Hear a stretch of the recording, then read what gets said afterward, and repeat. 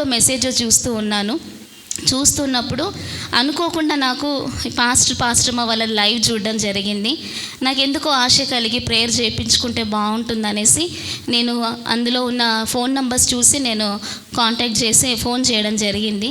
2-3 times కలవలేదు, బిజీగా రావడం జరిగింది.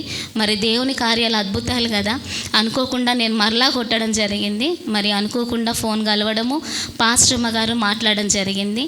నేను తనకి పూర్తి వివరాలు మొత్తం చెప్పాను. నా భర్త గురించి పరిస్థితి ఇలా ఉందమ్మా, లేవలేని స్థితిలో ఉన్నాడు, పూర్తిగా లేవలేని స్థితి, మొత్తం బెడ్ మీదనే పడుకొని ఉండే స్థితి అనమాట. చాలా భయంకరంగా ఉందమ్మా, ప్రార్థన చేయండి అని చెప్పినప్పుడు తను ప్రార్థించడం జరిగింది.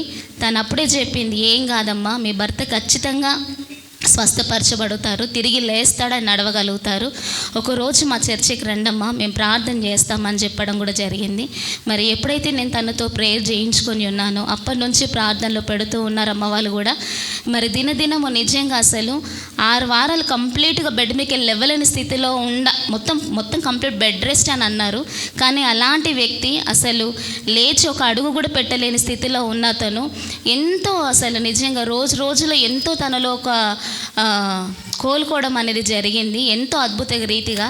మరి అదే విధముగా 6 వారాలు కాకమునిపే ఈరోజు ఇక్కడ సన్నిధానం నిలబడడం జరిగింది. మరి దేవుడి ఇట్టి కృపను అనుగ్రహించి మరి పాస్టర్ ద్వారా ఆ రోజు నాకెందుకో ప్రేరేపణ కలిగి నేను ఫోన్ చూడడము, అనుకోకుండా అమ్మ వాళ్ళ లైవ్ రావడం అనేది, దేవుని ప్రణాళికలు ఎంత గొప్పగా ఉంటాయి కదా.